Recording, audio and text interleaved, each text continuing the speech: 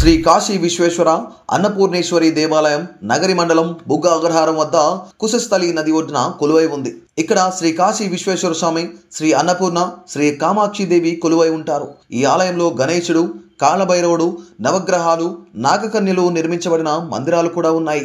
గౌతమ మహర్షి శ్రీ కాలభైరవ స్వామి స్థానమైన ఈ పుణ్యక్షేత్రాన్ని కాశీ నుండి విశ్వేశ్వర స్వామి లింగం ద్వారా దక్షిణ కైలాసంగా మార్చాలనుకున్నప్పుడు చనిపోయిన వ్యక్తి శిథిలాలను విచ్ఛిన్నం చేసే వ్యక్తికి మోక్షం పొందడానికి గంగామాతను ఈ కుశస్థలి జలమార్గం ద్వారా తీసుకెళ్లారు. ఆ మహర్షి శివుడు గంగామాతను సంతృప్తిపరచడానికి ఒక యాగం నిర్వహించి ఆశ్రమాలను పూర్తి చేశాడు.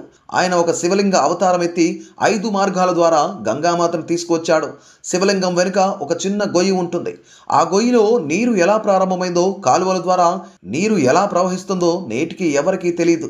నేటికి 9వ రోజు లేదా 11వ రోజు సేవలకు ఇక్కడ అభయారణ్యం దగ్గరికి తీసుకువెళ్తారు.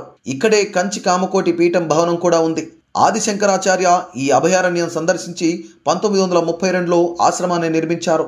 ఈ కాశీ విశ్వేశ్వర స్వామి అభయారణ్యాన్ని అదనంగా సంస్థానాధిపతులు అభివృద్ధి చేశారు. ఈ అభయారణ్యం జలమార్గం కుశస్థలి నది ఒడ్డున ఉంది. తిరుపతికి దగ్గరగా ఉన్న ప్రశాంతమైన నగరి శివారున బుగ్గపట్టణంలో ఉంది.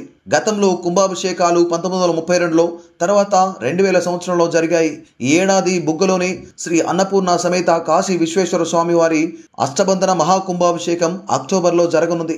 ఈ ఆలయానికి చేరుకోవడానికి తిరుపతి సెంట్రల్ బస్ స్టేషన్ నుండి ఆర్టీసీ నగరి వరకు బస్సులు నడుపుతోంది. నగరి బస్ స్టేషన్ నుండి ప్రైవేట్ రవాణా అందుబాటులో ఉంది.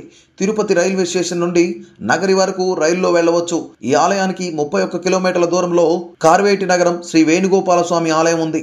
అప్పలాయగుంట శ్రీ ప్రసన్న వెంకటేశ్వర స్వామి ఆలయం 35 కిలోమీటర్ల దూరాన ఉంది. యోగి మల్లవరం శ్రీ పరమేశ్వర స్వామి ఆలయం 40 కిలోమీటర్ల దూరంలో ఉంది. తిరుచానూరు శ్రీ పద్మావతి అమ్మవారి ఆలయం 45 కిలోమీటర్ల దూరంలో ఉంది. ఈ ఆలయాలన్నీ సందర్శిస్తే సకల శుభాలు కలుగుతాయి.